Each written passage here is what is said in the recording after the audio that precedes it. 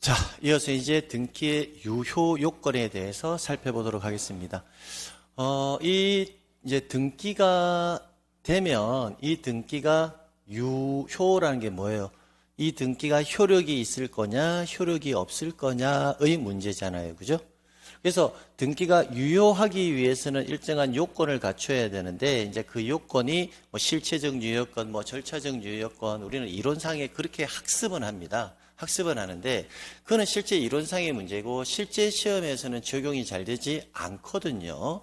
그래서 이론상의 부분들은 여러분 학습할 필요는 없고요. 어차피 사례 형태로 등기가 효력이 있느냐, 효력이 없느냐의 문제는 사례를 통해서 문제가 나오기 때문에 여러분이 이 사례를 어떻게 해석하는지 그 방법론에 대해서 제가 좀 전달을 드릴게요. 왜? 그게 시험에서 문제를 풀 수 있는 키워드가 되니까요. 자, 그럼 이거 너무 중요합니다. 이거 너무 중요해요. 예. 자, 이렇습니다. 한번 볼게요.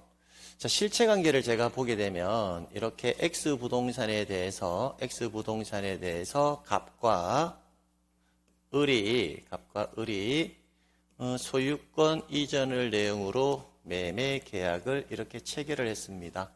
그럼 이런 게 실체관계잖아요. 그죠? 실체관계. 자, 그럼 등기는 우리가 표제부가 있을 거고 갑구가 있을 거고요. 자, 그 다음에 을구 이렇게 있을 건데, 그럼 표제부에는 이 X 부동산에 관한 표시가 기록되어 있을 거고요. 그럼 갑구에는 1, 소유권 보존, 갑 이렇게 되어 있을 거고, 2, 소유권 이전, 을 이렇게 되어 있을 거예요. 자, 이게 실체관계고요. 여러분이 알고 있는 이게 뭐다? 실체관계고요. 이 부분에 있는 게 뭐예요? 예, 그렇죠. 등기잖아요. 등기. 이 부분이 등기. 우리 대부분 판례의 태도를 제가 한마디로 요약해드리면 이렇습니다. 등기라는 것은 이 실체관계의 내용을 등기부에 기록을 해서 공시하는 데 그 목적이 있으므로 절차 과정상의 하자와 흠결은 이 등기의 유효성에는 영향을 미치지 않는다라고, 이게 우리 대법원 판사들이 등기 유효 무효를 판단하는 근거예요. 그럼 이 말은 뭐냐면 판사님의 입장에서는 등기라는 목적 자체가 여기에 있는 실체관계의 내용만 그대로 등기상에 공시를 하면 되지, 그 공시를 하는 과정상의 문제는 크게 신경 쓸 필요가 없어요 라고 하는 게 우리 판사들이 바라보는 판결의 관점이에요. 관점. 근데 판사들은 뭘 또 주장하고 있냐면 실체관계의 내용을 등기라는 방식으로 공시하는 데 그 목적이 있는데 최소한 실체관계의 내용이 등기라는 방법으로 공시는 돼야 된다는 거예요. 그럼 공시가 될 때 세 가지 요소는 반드시 실체관계와 등기가 일치되게 공시하라라고 되어 있거든요. 그럼 그 세 가지가 뭐냐면 우리가 일반적으로 권리의 주체, 그 다음에 권리의 객체, 그 다음에 권리의 종류예요. 종류. 그럼 주체라면 위에서는 누구다? 갑하고 을이 주체가 되고요. 객체는 X 부동산의 표시가 객체가 되고요. 권리의 종류는 소유권이 됩니다. 이렇게. 이 세 가지만큼은 반드시 일치해야 된다라는 거예요. 근데 이것은 지극히 당연한 이야기를 하는 거잖아요. 그죠? 여기 보면 주체, 갑하고 을. 그럼 여기에 갑하고 을. 권리의 객체, X부동산. 그냥 권리의 종류, 소유권, 여기에 소유권. 이렇게만 공시만 되면 그 등기는 효력이 있다라는 겁니다. 그럼 반대로 말하면 주체가 불일치하다든지 객체가 불일치하다든지 종류가 불일치하게 되면 그 등기는 효력이 없다. 이게 끝이에요. 끝. 자, 그러면 거기에 대해서 이제 대표적 사례를 대법원 판례가 4가지 규정으로 두고 있거든요. 대표적 사례. 그 대표적 4가지 판례의 태도를 한번 살펴보도록 하겠습니다. 첫 번째가 우리가 흔히 알고 있는 중간 생략 등기, 뭐 이런 이야기들 여러분 이미 알고 계시잖아요. 그죠? 그럼 중간 생략 등기에 제가 실체관계, 이 내용을 그대로 가지고요. 판단을 해볼게요. 자, X 부동산이 있고요. 이 X 부동산에 대해서 실체관계가 갑하고 을하고 병 이렇게 되어 있는 상태에서 갑과 을이 매매 계약을 체결했고 을과 병이 매매 계약을 체결했습니다. 그러면 등기는 어떻게 돼야 됩니까? X 부동산에 대해서 갑에서 누구 명의로? 을 명의로, 을에서 병 명의로 이렇게 등기가 되면 되잖아요. 그죠? 자, 그런데 절차 과정상에서 을이 이렇게 생략이 되었다는 겁니다. 생략이 되고 갑에서 병 명의로 직접 등기가 되었다면 이런 등기를 우리는 중간 생략 등기다라고 하거든요. 이런 등기를 뭐라고 한다? 중간 생략이 된 등기다라고 하는 거예요. 그럼 이때 중간 생략이 된 이 병의 등기는 유효냐 무효냐를 판단해 보라고 했는데, 그러면 판례의 태도를 비추어 보면 이게 실체관계고요. 실체관계고 아래가 등기거든요. 자, 객체는 일치하죠. 그죠? 자, 주체 보세요. 주체. 맨 마지막에 일치하죠. 그 다음에 권리의 종류도 매매로 인한 소유권 이전을 내용으로 매매 계약을 체결했는데 소유권 이전 등기가 떴다면 권리의 종류도 뭐한다? 일치하니까 이렇게 격려된 중간 생략 등기도 뭐다? 효력이 있다. 이렇게 본다라는 거예요. 간단하죠.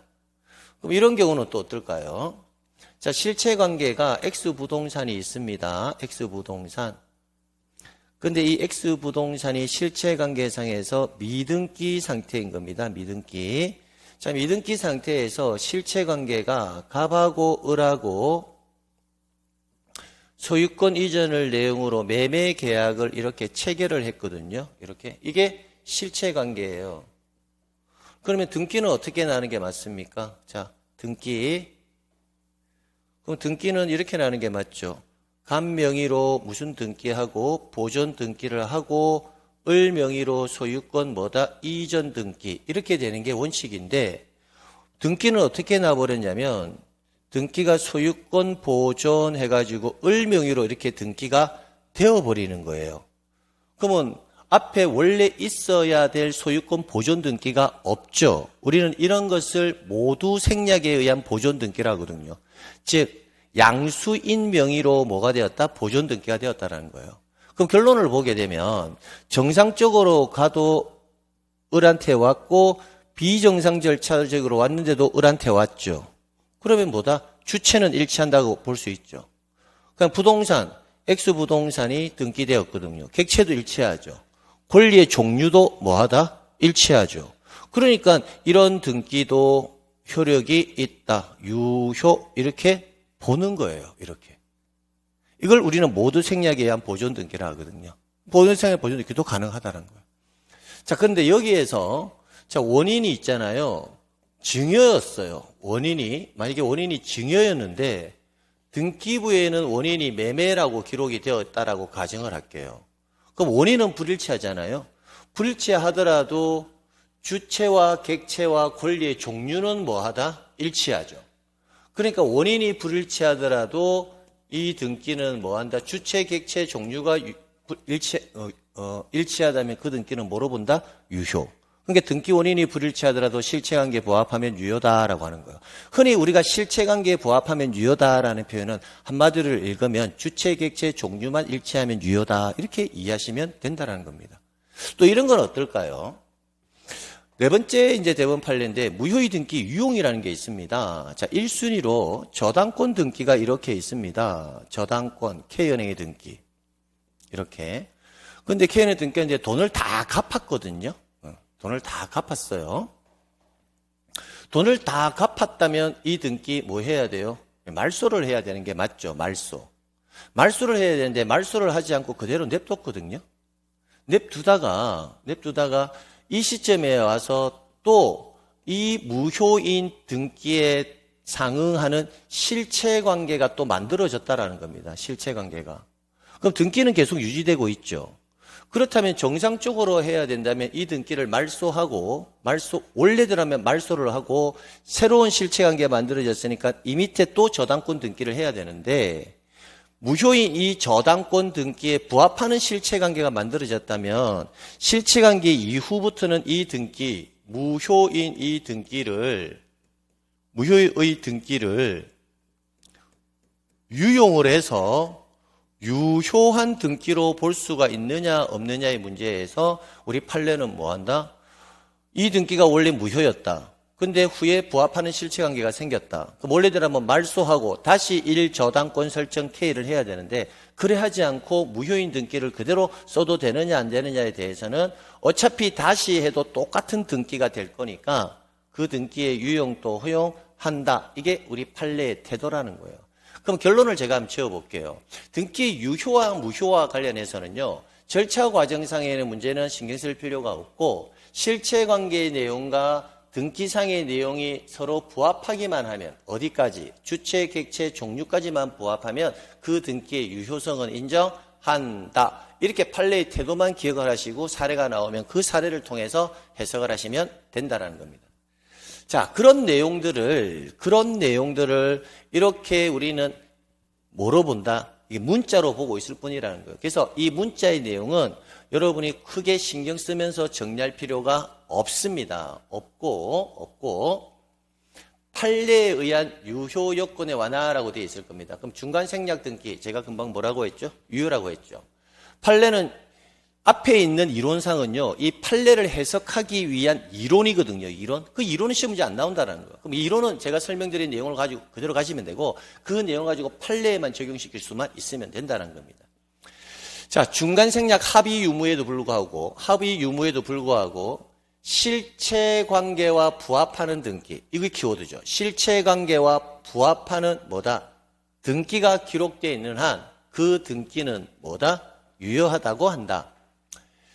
자, 그 다음에 토지거래 허가 구역 내 중간 생략 등기는, 자, 토지거래 허가 구역 내 중간 생략 등기는요, 이 등기는 실체 관계에 부합하지 않는다라고 본단 말이에요.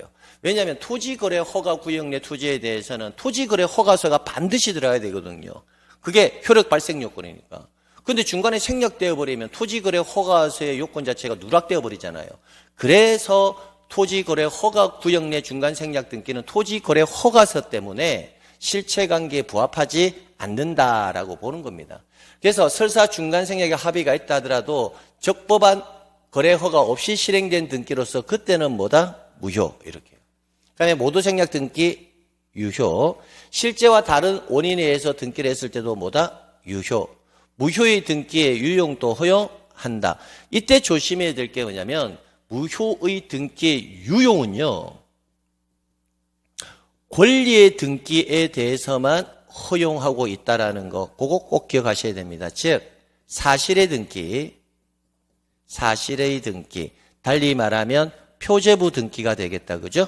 표제부 등기는 유용을 허용하지 않습니다. 그것만 주의하시면 되겠습니다. 자, 그래서 부동산 표시에 관한 유용은 뭐가 된다? 부정된다. 멸실된 건물은 무슨 등기를 해야 돼요? 멸실 등기를 해야 되거든요. 그 멸실 등기는 무엇을 없애버리는 등기입니까? 표제부를 없애는 등기거든요. 그러니까 멸실 등기는 유용이 된다, 안 된다? 안 된다라고 보는 겁니다. 자, 그 다음. 그 내용에 대해서 이제 기출문제를 한번 풀어보도록 하죠. 21회, 그죠? 21회. 그러니까 요즘은 거의 출제가 되지 않는다는 겁니다.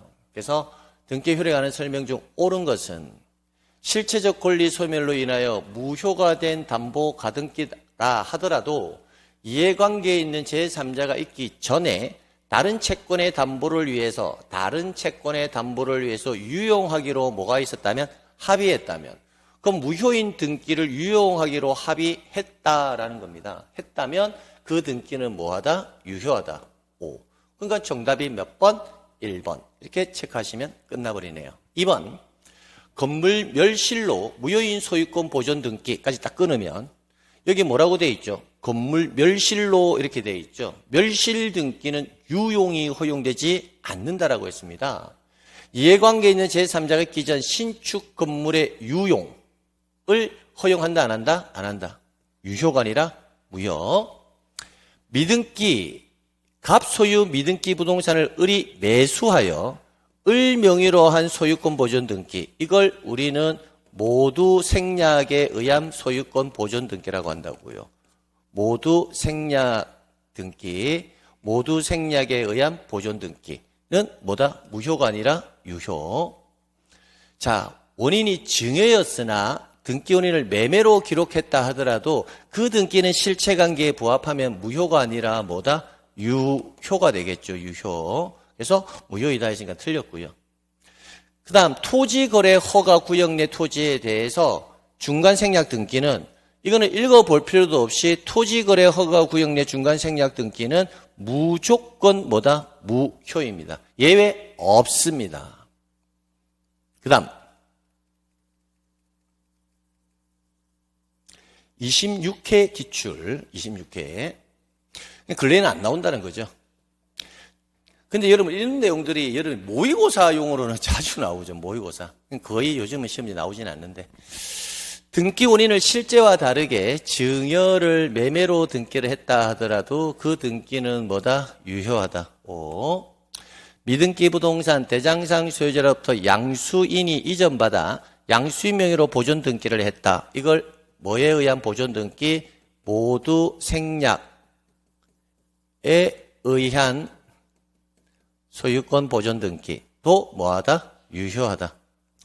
자, 전세권 설정 등기를 하기로 합의했으나 그럼 실체 관계는 뭐였다? 전세권이죠. 근데 당사자 신청 착오로 임차권이 등기되었대요. 실체 관계는 전세권인데 등기는 임차권이에요. 그러면 권리의 종류가 뭐하다? 불일치하죠. 불일치하니까 이 임차권 등기는 뭐다? 무효가 되겠네요. 그럼 무효의 등기니까 이 등기는 뭐의 대상이 된다? 말소의 대상이 된다. 이렇게 가면 되겠다. 그죠? 근데 그 불일치는 경정 등기로 시정할 수 있다 했으니까 틀렸다라는 겁니다. 경정 등기로 시정하는 게 아니라 무효니까 말소 등기로 시정해야 된다는 겁니다. 자, 그러니까 정답이 몇 번이 된다? 네, 3번이 되겠네요. 자, 권리자가 갑임에도 불구하고, 자, 권리자가 누구래요? 갑이래요. 실체관계상에서는. 근데 당사자 신청 착오로 을 명의로 등기가 되었대요. 그럼 이때는 실체관계는 갑인데 등기는 을로 되었으니까 이때는 뭐다? 권리의 주체가 불일치하죠. 주체가 불일치하니까 을 명의의 등기도 역시 뭐다? 무효가 될 것이고, 역시 이 등기도 뭐의 대상이다? 말소의 대상이 된다. 이렇게 가야 되겠네요.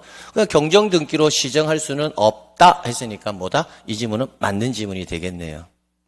그 다음 건물에 관한 보존 등기상의 표시와 실제 건물 사이의 건축의 시기, 건물 각 부분의 구조, 평수, 소재, 지번 등에 관해서 다소 차이가 있다 할지라도 사회 통념상 동일성 또는 유사성이 인식될 수 있으면, 그럼 그 말은 뭐예요?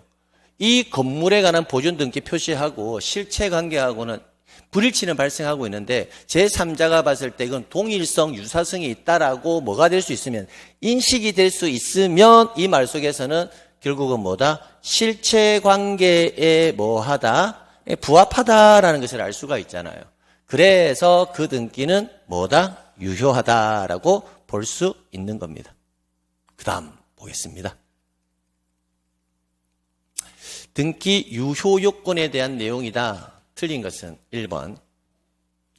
자, 부적법하게 말소 등기가 격려된 경우 그 말소 등기는 실체관계에 부합하지 않는 것이어서 무효라는 것이 판례의 입장이다. 여러분 생각해 보세요. 부적법하게 등기가 말소가 되었어요. 부적법하게 말소됐다면 뭐의 대상입니까? 부적법하게 말소 등기가 되었다면 이 등기는 뭐의 대상이다? 말소 회복 등기의 대상이 되어야 되잖아요. 그죠?